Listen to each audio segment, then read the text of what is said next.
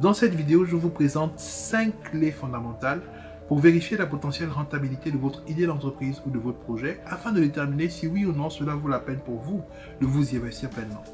Surtout, restez bien jusqu'à la fin de la vidéo parce que je vous présenterai 2 principes fondamentaux qui vous aideront à vous positionner durablement dans le nouveau secteur d'activité dans lequel vous voulez entrer.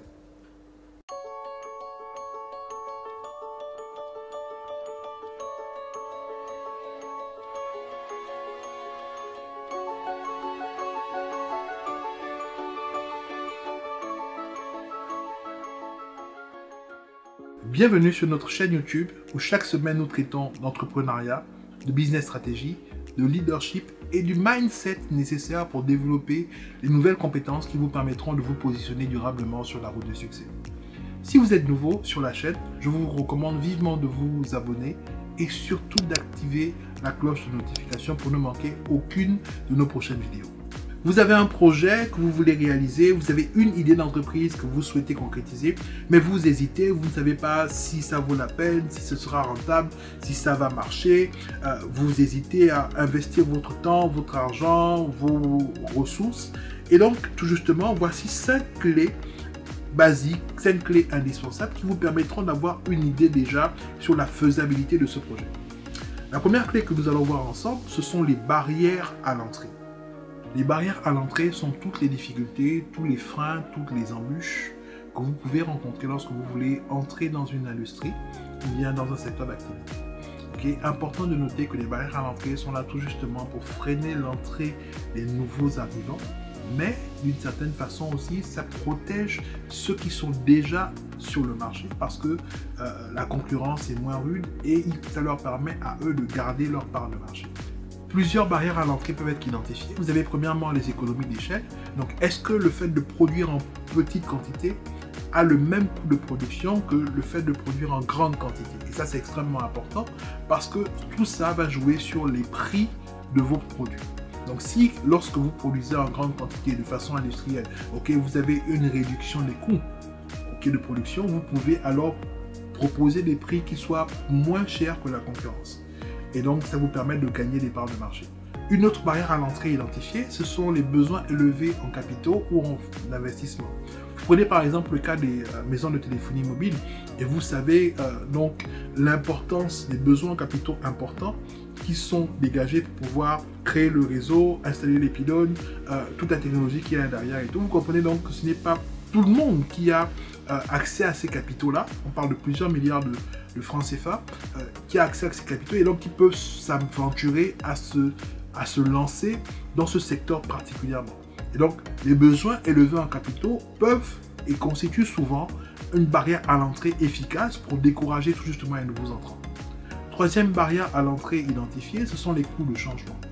Vous avez un nouveau produit que vous voulez lancer, mais vous rentrez dans un marché où il y a déjà de très grandes marques qui sont établies et qui ont déjà des parts de marché importantes. Donc, qu'est-ce que ça va vous coûter à vous, non seulement pour faire connaître votre produit, mais aussi pour convaincre les utilisateurs ou les consommateurs de ces grandes marques-là de laisser ces grandes marques pour venir acheter ou essayer votre produit.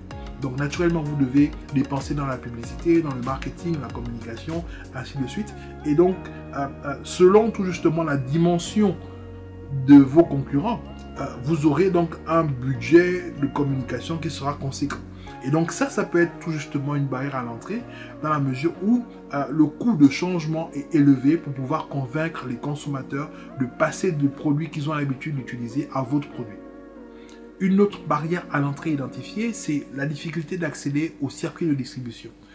Vous êtes nouveau, vous avez un nouveau produit et vous avez besoin que votre produit passe par un circuit de distribution, donc passe par exemple par les grandes surfaces, les supermarchés, hypermarchés, pour que votre produit soit distribué tout justement au client final. Sauf que les enseignes déjà en place ont peut-être signé des contrats d'exclusivité avec ces grandes surfaces-là pour faire en sorte qu'aucun autre produit ne puisse accéder à leur rayon, à ces surfaces pour se vendre et se commercialiser au grand public. Donc voilà encore une autre barrière à l'entrée qu'il faut identifier et qu'il faut pouvoir savoir gérer lorsque vous voulez lancer votre nouveau produit ou même votre nouveau service. Une dernière barrière à l'entrée identifiée, c'est le comportement des pouvoirs publics. faut-il une autorisation spéciale du gouvernement ou de l'État ou bien une agence gouvernementale pour pouvoir entrer, accéder à ce marché-là particulièrement? Okay, si c'est le cas, naturellement, ça constitue une barrière à l'entrée, mais aussi, il faut savoir que les entreprises déjà en place, en général, les grandes entreprises font du lobbying pour essayer tout justement de corser les lois, de corser tout justement la distribution, de rendre difficile l'accès à ces autorisations pour pouvoir, elles, préserver leur part de marché et donc préserver tout justement leur rentabilité. Donc voici quelques barrières à l'entrée qu'il vous faut identifier et qu'il vous faut connaître lorsque vous voulez entrer dans une nouvelle industrie, donc lorsque vous voulez lancer, concrétiser votre projet. La deuxième clé que nous voulons partager avec vous, c'est l'intensité de la concurrence. Vous devez savoir à quel point est-ce que la concurrence est intense dans le marché, dans l'industrie dans laquelle vous voulez entrer. Il est important que vous sachiez qui sont vos concurrents, combien sont-ils, quelles sont leurs parts de marché et surtout, quelle est la tendance générale, comment est-ce qu'ils se comportent sur le marché. Sommes-nous dans un marché saturé? Donc ça veut dire, si c'est le cas, que les concurrents à l'intérieur des entreprises en place ont des parts de marché qui sont fixes et limitées.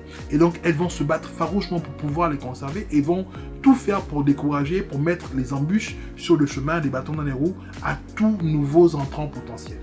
Ou alors, nous sommes dans un marché qui est en pleine croissance et donc de ce fait, il y a encore tout justement des parts de marché à acquérir, à prendre et sans inquiéter outre mesure les entreprises qui sont déjà établies.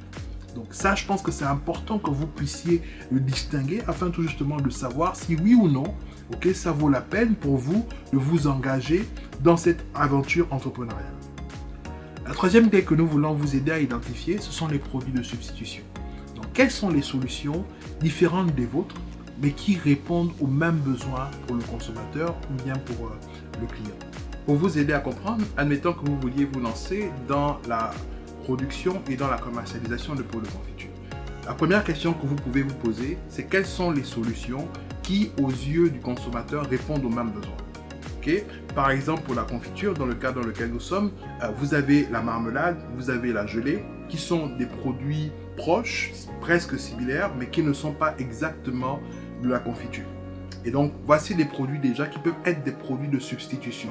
Maintenant, si on creuse encore plus profondément et qu'on analyse le comportement du consommateur face tout justement au produit qu'est la confiture, vous remarquerez que la confiture est utilisée en général pour les petits déjeuners et comme garniture pour les crêpes ou pour les gâteaux ou la pâtisserie de façon générale. Donc, important de noter ici quels sont les produits qui peuvent jouer le même rôle auprès du consommateur, qui ne sont peut-être pas directement des produits qui ressemblent à la confiture.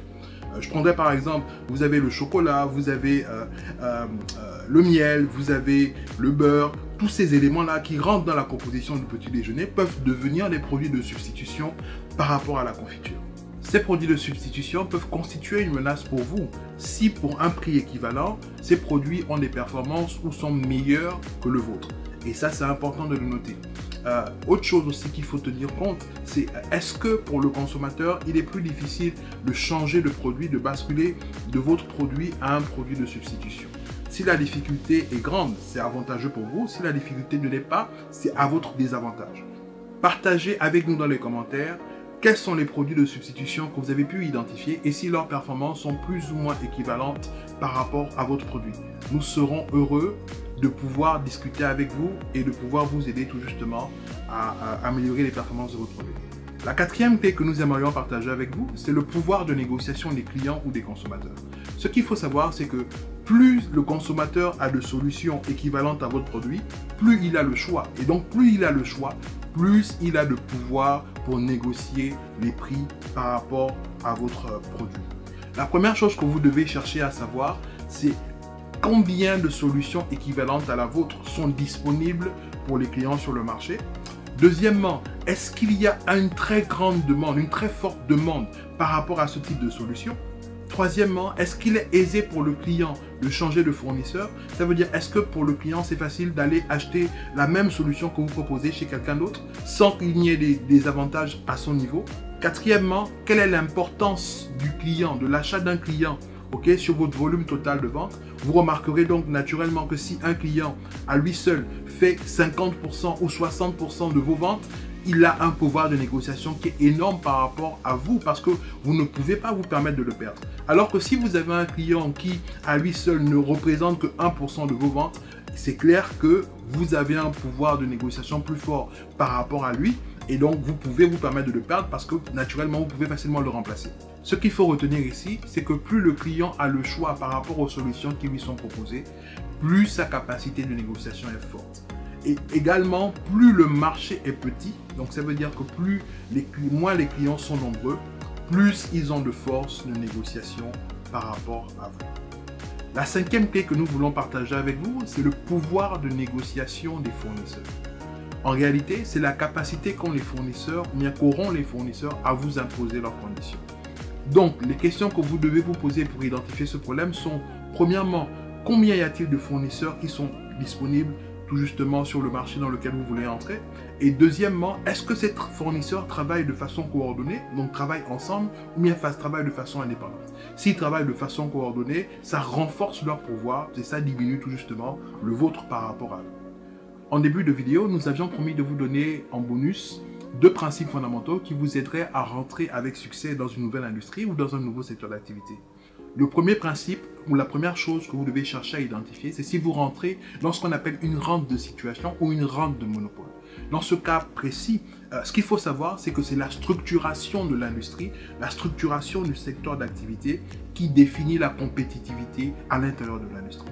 Et là, les barrières à l'entrée jouent un rôle primordial parce que ce sont elles tout justement qui vont faciliter ou qui vont rendre difficile l'accès à l'entrée à l'industrie et qui vont empêcher tout justement le nombre croissant de concurrents dans cette industrie-là. Lorsque vous vous retrouvez dans une rente de situation ou dans une rente de monopole, l'avantage concurrentiel que vous pouvez avoir en général, c'est le prix. Le fait d'avoir des prix plus attractifs que les autres. Et on le voit très bien dans le milieu de la téléphonie mobile, où il y a très peu de nouveaux services, ou bien de services qui sont différents les uns par rapport aux autres, selon les concurrents. Mais en général, la compétition se joue au niveau des tarifs et au niveau des prix. La deuxième chose que vous devez chercher à identifier, et donc le deuxième principe, c'est est-ce que vous rentrez dans ce qu'on appelle une rente ricardienne? Dans la rente ricardienne, la perspective ici qui est présentée, c'est que c'est la capacité de l'entreprise à produire de meilleurs services ou encore à produire des services qui sont innovants, qui sont différents des autres, qui constituent son avantage concurrentiel. Donc, en ce qui vous concerne, la question que vous devez vous poser, c'est est-ce que vous avez une formule secrète, un avantage concurrentiel qui vous est propre, une innovation qui soit difficilement imitable et qui va vous permettre de rentrer avec succès et de durer sur le marché. Pour illustrer cela, je prendrai l'exemple de Coca-Cola, dont les procédés de fabrication, la formule est conservée, est gardée secrète pour tout justement empêcher qu'il y ait d'autres boissons ou bien d'autres concurrents qui puissent proposer un produit similaire, égal, avec le même goût que le Coca-Cola que nous connaissons. Et c'est l'un de ses plus grands avantages concurrentiels par rapport à ce concurrent, par rapport à ses concurrents. Partagez avec nous dans les commentaires si votre entreprise va s'orienter dans une rente de situation ou plutôt dans une rente ricardienne où c'est la formule secrète que vous allez développer qui va vous permettre d'avoir un avantage concurrentiel durable sur le marché. Merci d'avoir partagé ces moments avec nous. Si cette vidéo vous a plu, ne manquez pas de laisser un pouce bleu et de vous abonner à notre chaîne. Je vous recommande vivement cette prochaine vidéo qui traite des 4 difficultés qui peuvent mettre en péril votre business. À la semaine prochaine et que Dieu vous bénisse.